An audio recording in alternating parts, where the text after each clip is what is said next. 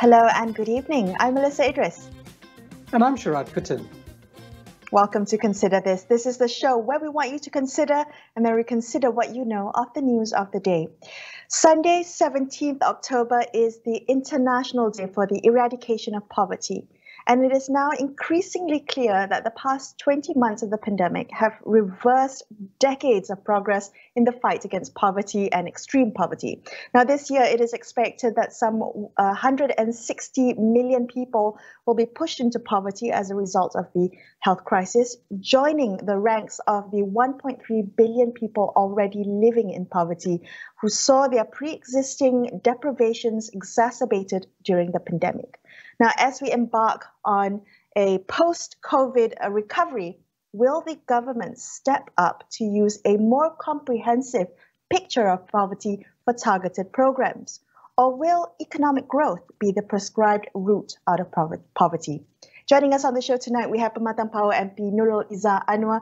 Izzah, good evening. Let's begin our conversation tonight with your work as an MP. Now, before you won the the Permatang Pauh seat, you were MP of Lembah Pantai for 2 terms, and I think that's particularly interesting because Lembah Pantai is a constituency that reflects the duality of urban Malaysia. You know, the very wealthy live right next to the very poor. In this instance, the urban poor. I mean, how did you encounter poverty as a working MP? It was thank you, Melissa and Sharad. It was very meaningful, actually, because a lot of the urban poverty that I've experienced, of course, stemmed from Kerinci, the richness of the community, the struggle that they persevered through, and of course the work that was done by Professor Fatimah Kari much earlier, looking at urban poverty and of course how it crosses across generations. And I think that formed kind of a keen commitment from my side, my team, that we need to utilize a more multidimensional look at the causes of poverty, at trying to understand how we can change and better protect communities. But yeah, Lembah Pantai was the microcosm of Malaysia. It cuts across different races, but you can see that the class divide was actually something that could hinder the growth of communities because of the poverty that they've inherited from previous generations. Izzah, I want to ask you about something one hears from MPs all the time, that there are service centers, there are long queues of people coming to MPs, looking for handouts. Basically, the people in crisis, their personal crisis, family crisis, and they need some cash. Is that in many ways the way in which people who are in poverty or who are suffering for all kinds of deprivation think about the role of the MP? The MP is there to help them through hard times, as it were. Well, I think more so in terms of how they view members of parliament in Kuala Lumpur, because the structure leaves the MP bereft of support from a state assembly person, direct support and kind of networking with DBKL. Sometimes I do feel like a post person, a post woman, because you don't have direct control. Yeah. So then therein lies the danger of patronage, because a member of parliament is a policymaker, is an enabler, and you do have to push and the responsibility for the government, whether state or federal, to provide for a cushion, a sufficient safety net to protect those who are vulnerable from various shocks. So for me, it was a challenging time. I remember YB Lim Lip Eng, he used to say, you can survive a term as a member of parliament in Kuala Lumpur, you can survive anything. But it just goes to show people are really, really in dire need of help, right? Because social safety nets are not perfect throughout from cradle to grave. So of course, then who else do they seek help from if not the MP? But we do need to kind of improve the structure a bit, because patronage isn't, political patronage isn't healthy. It shouldn't be encouraged. Right. So that's it's a process. So before we get into looking at the kind of the different dimensions of deprivation that provide the picture of living in poverty, can we look at attitudes towards the poor? I mean, for those who come from privileged backgrounds, what attitudes are there towards the poor? Is it one of pity? Is it one of sympathy or empathy? What have you observed? I mean, it cuts across the spectrum. And I like to think that we are always encouraged, pushed almost to adopt a more empathetic look, because even the issue of kemiskinan, poverty, I think Khazanah Research Institute showcased that it is itself flexible. You could be the top, in society one day, and then, you could be a bankrupt the next. It happens. It can be something that's fleeting, continuous, or a legacy that you inherit. So that in itself should remind people to be far more empathetic, to understand and not pass judgment so easily. I remember this book by Banerjee and Duflo. It was the first book called Poor Economics. And it was very, very important because it just showcases sometimes when you throw money or you think that you're going to alleviate poverty, don't assume that you have control and you have the right to choose for those who are receiving aid, because you have to also understand the cultural background, the psychology, the challenges that they face. So I think that kind of humility, it really goes a long way before policymakers or governments, for that matter, can dispense with meaningful aid. And that, of course, begins with meaningful measurement that is realistic and filled with empathy. Yeah, Izzah, before we get more into this, as the study that's been done and using your constituency as a kind of case of how to capture multidimensional, how to capture poverty in all its dimensions, I do want to ask you about the way in which politicians think about poverty. Because there was a generation, that stood with the farmers of Baling, for instance, or urban settlers. Heavily influenced me. That, right? Yeah. That's a different generation. Your generation has to deal with, the precariousness of work, for instance, and delivery services. And now we have this very interesting question of the Australian farm work visa that's come up. And, Malaysians going overseas to become laborers, right? Going to Australia to become laborers, going to South Korea to become laborers. That is now also a dimension or a symptom of poverty. I mean, how are you thinking about these more contemporary problems? I mean, I think when you talk about poverty being felt in different dimensions, it's not something new. It's going to be, of course, translated from different generation, right? But Zabba always said, kemiskinan. It's not just about money. It's about your self-worth. It's about, cultural deprivations or even access to healthcare.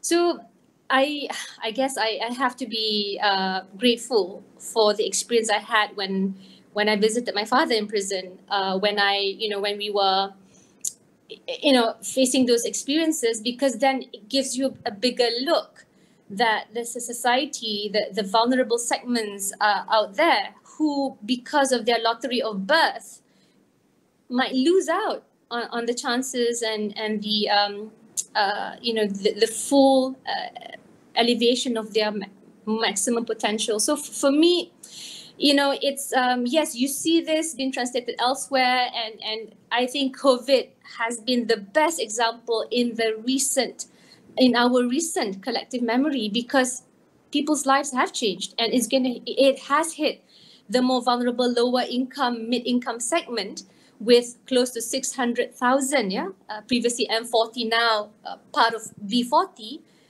Experiencing far more deprivation than before. So whether it's, in the future, Sharat, you brought up that issue, like how do we future-proof Malaysians?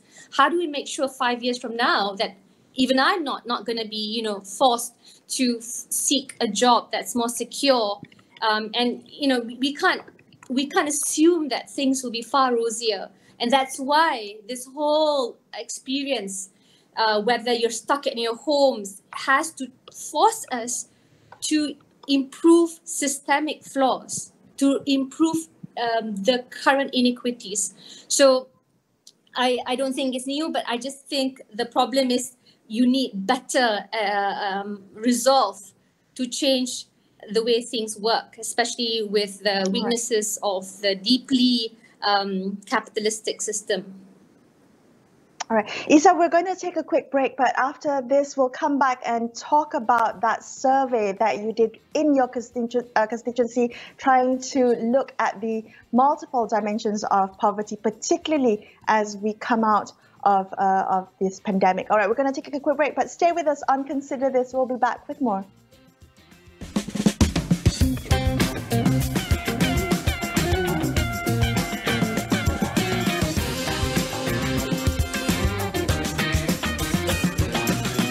Adakah penyelesaian rangkaian awan dapat meningkatkan hasil perniagaan anda? Dengan Maxis Right Cloud, pasti ada rangkaian awan sesuai untuk digunakan dengan setiap aplikasi. Akses semua pembekal rangkaian awan. Kawal sistem rangkaian awan sepenuhnya. Lakukan integrasi sistem IT premise dengan mana-mana rangkaian awan. Jadi, jangan pilih rangkaian awan sembarangan. Pilih Maxis Right Cloud untuk membantu meningkatkan hasil perniagaan anda.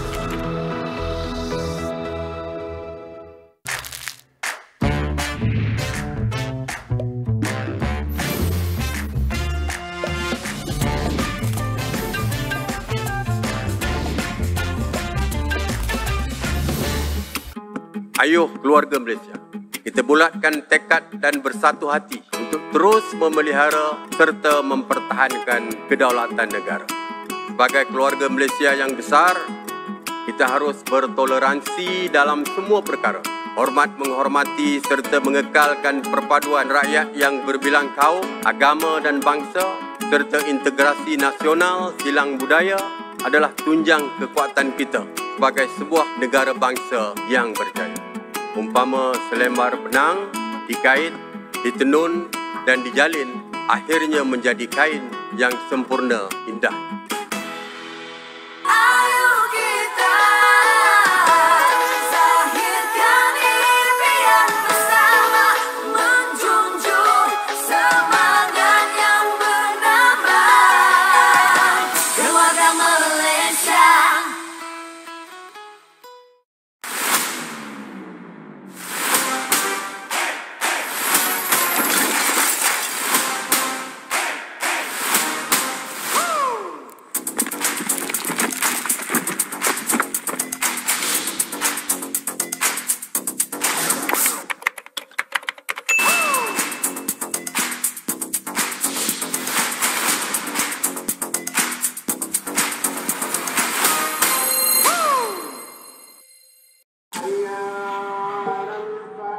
Amanah di tangan kita.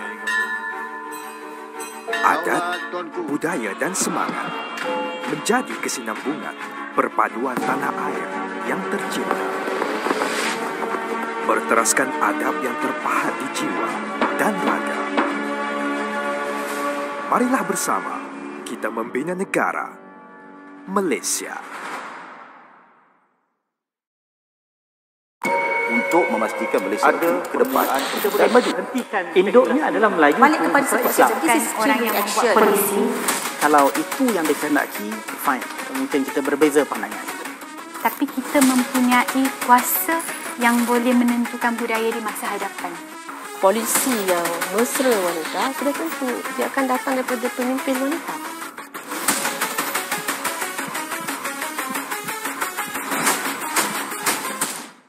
Sama Mahat Tahfiz Jawaban. Bila sentuh soal berita,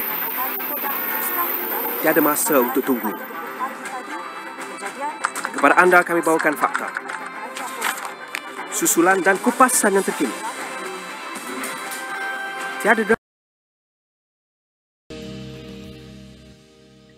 Hi, welcome back to Consider This. I'm Melissa Idris with me, Sharad Kutan. Let's continue our conversation with Permatang Pauh MP Nurul Izzah Anwar about the multiple deprivations when living in poverty in Malaysia. This as we mark the International Day for the Eradication of Poverty this Sunday, October 17th. Izzah, I want to come to the survey that you referenced a little bit earlier. Your efforts to measure poverty in all its dimensions, but using Permatang Pauh as a sample size. Can we look at what you found, or what can you share with us about that survey, particularly the dimensions related to the deprivations brought on or exacerbated by COVID-19? So I think it's a labor of love actually that started from my realizations and my learning, steep learning curve in Lembah Pantai. So it kind of carried over, and so it helps me look at poverty and at how I can better do my job as Member of Parliament when I became MP for Permatang Pauh. And of course, I leveraged a lot on Professor Fatimah Kari. So we discussed this. We were thinking, during our visits, people, it wasn't enough to just give them money. You could see that sometimes they had lack of social mobility due to their background in education. They hardly had insurance. So when one of family member has cancer, the whole household is deeply affected. And I was looking at multidimensional poverty index and the work by Professor Fatimah Kari for years. I think I had to woo her for some time, and finally we decided that yes, that's the word, Melissa.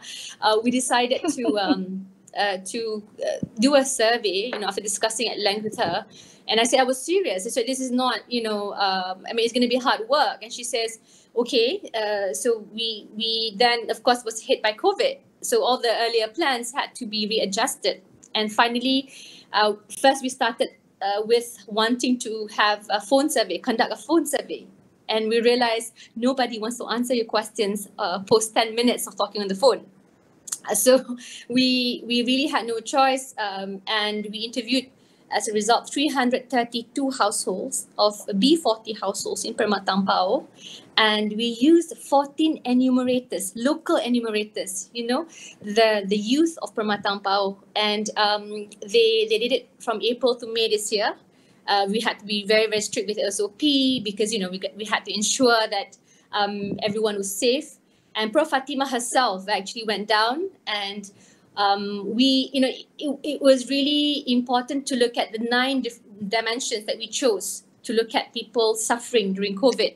And the 3 were related directly to COVID. So in terms of how comfortable people were in confined spaces in their home, someone who's enjoying PK, not enjoying, but someone who has to observe the MCO in a bigger home, they're going to be far more comfortable versus someone or a household that has to share a smaller space. That's one.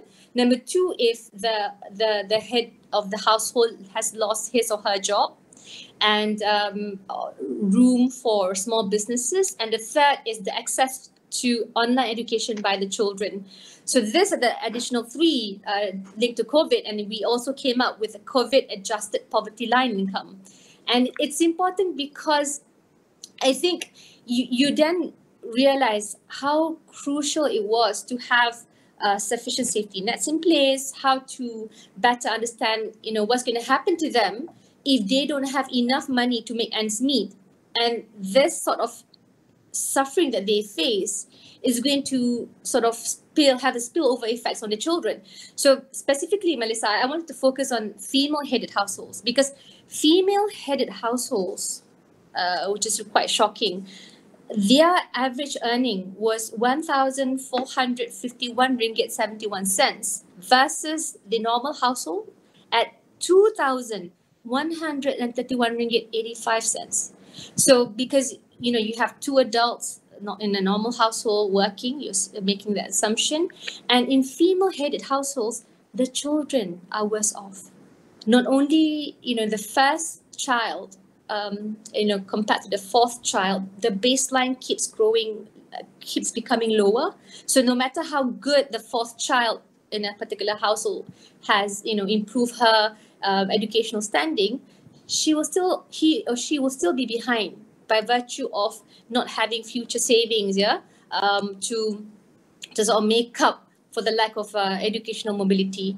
So it's really heartbreaking because I feel that, child poverty, especially in relation to MPI, is far more staggering. It has to be something that we as a nation take up very seriously. And it cuts across all households, but more so, of course, in the B40 category.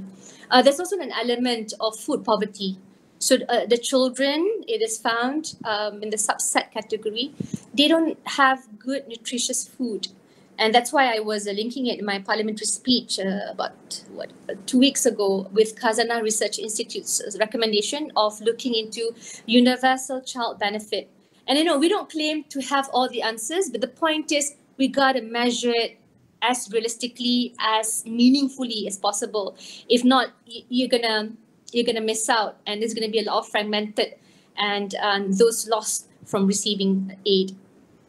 Right. I mean, Izzah, you point out a very important thing, which is the gap between the knowledge we have about poverty and policy making. And I'm also interested in the difference between policy making at a federal level, state level, and you as a working MP, because there have been over the years, we have some excellent academic work on, we think of people like Norazit Salat or Isha Ashari. I mean, these names come out because they spend a lot of their working on the question of poverty necessarily translate into good policy, and it doesn't necessarily translate into upliftment of real individuals. And so how does this all work together? We get the knowledge, but is there the political will to translate that into something that's practicable? So, I mean, I think when we started this, before we started the survey, we actually had a discussion with Dato Sri Mustafa Mohamad, because he was also quite, instrumental in, revising upwards the poverty line income from 980 ringgit per household to 2,208 by 2019.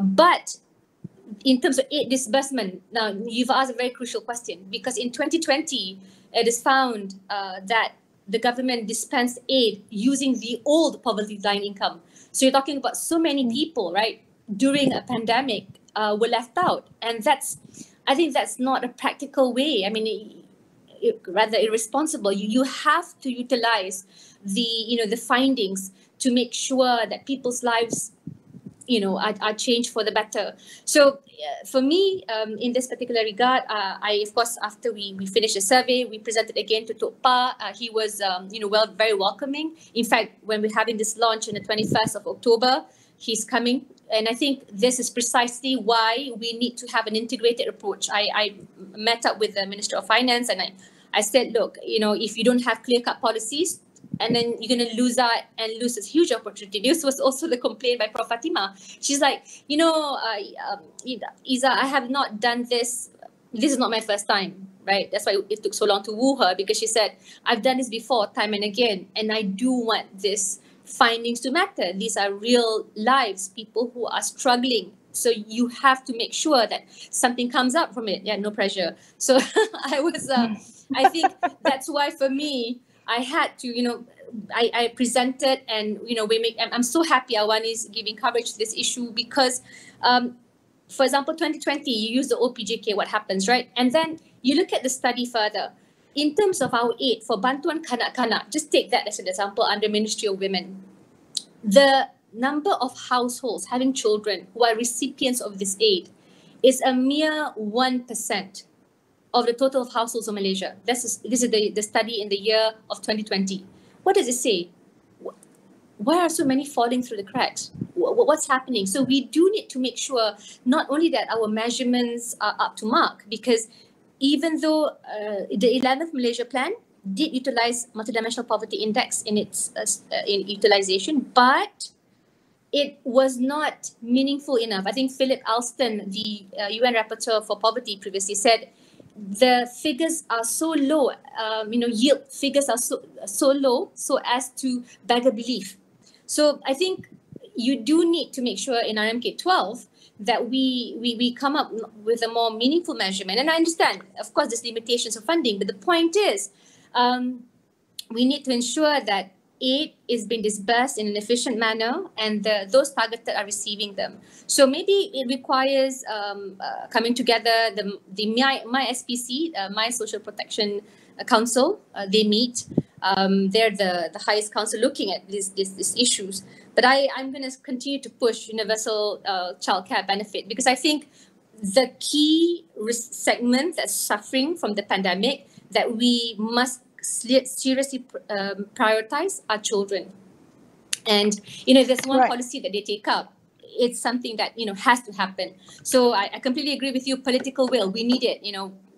MOUs have been signed, okay. But at the end of the day, you got to change the way things are being done, especially when it comes to poverty eradication. And I'm not going to say that Malaysia hasn't succeeded. We have. You mentioned brilliant luminaries in the past, right? So now it's a great time to recreate a momentum, to make sure that we measure poverty better and we disperse aid in a more impactful manner. Not just aid, yeah? Right. We're talking about social protection as well, yeah. Right. Izzah, unfortunately, we've kind of run out of time, but in the very quick 1 minute left that we have, I just wanted to ask you about your kind of COVID-adjusted poverty line, because as we know, we're still dispersing aid from the 2019 poverty line, the 980 ringgit poverty line, but now so much has changed. So how quickly can government respond to the economic impact on someone's poverty in all its dimensions? So I think, of course, it requires a more serious look at the latest poverty line income. There will be financial implications. But having said that, it really requires an integrated approach. All the different agencies, we're very fragmented. We have increased the number of agencies dispersing aid, but with lesser amount of money going to that direction. So this has to be... Sorry to interrupt, Izzah, but if I just may make my question a little bit, refine my question. Do you buy the excuse that government doesn't have enough money to allow for welfare aid to be increased? No. So we have to do better, inshallah. And I hope that this study and our collective understanding and awareness will help cajole policymakers to do the right thing as soon as possible. Thank you so much for speaking with us tonight. That was Nurul, Izzah, Anwar, MP of Permatang, Pauh, wrapping up this episode of Consider This. I'm Melissa Idris. And I'm Sharad Kuttan, signing off for the evening. Thank you so much for watching the show. Have a great weekend, folks. Good night. Good night.